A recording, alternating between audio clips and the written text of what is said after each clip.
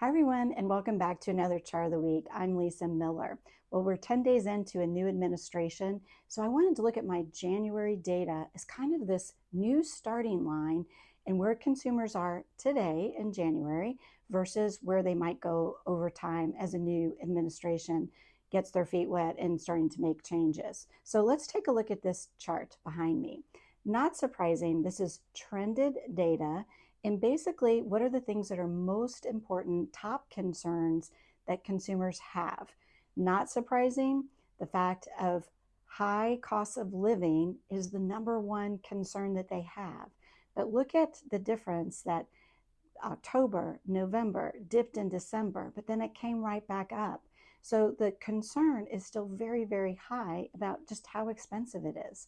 But look at the other chart, rising inflation. The trend of that line pre versus post election is actually different. It's actually been on a decline, and then in January it held steady. But of course, we have to look at it by political affiliation, right? Because I know that's what everybody's thinking. So this next chart breaks it out. And there's probably no surprises when you look at the data from October. In October, you see massive gaps between those that more align with Democrats, those that align more with Republicans. Look at the highs and lows in October. Pretty drastic. But what's interesting is that now when you look in January, the starting line is actually pretty equal right now. And that's a very important conclusion because regardless of political affiliation, we're kind of all feeling the same way about the issues that the new administration is going to need to address. But it doesn't stop there. We look at the next chart, and this actually shows you the magnitude of scale of the rising prices and inflation. But what else is on people's minds?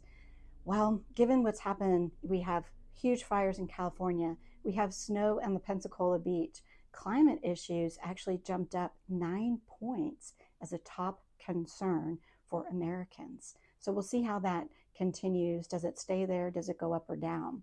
But what are the other things that were kind of interesting on this chart? We know with some of the cabinet members coming in, one thing I know I want to watch is this mistrust about food and food claims. With a new administration coming in, is that going to be more of a concern or less of a concern? And then on the far right hand side, you actually look at AI. And that one now is in the top 10, which it was not previously. So there are a couple of things that we're at this new starting line and we'll be monitoring. So what's the so what, now what? We always want to think about this notion of the business of joy. And when consumers are anxious and fearful, we know that they don't spend. So we'll be watching these trends closely over the coming months to see how it unwinds. Thank you.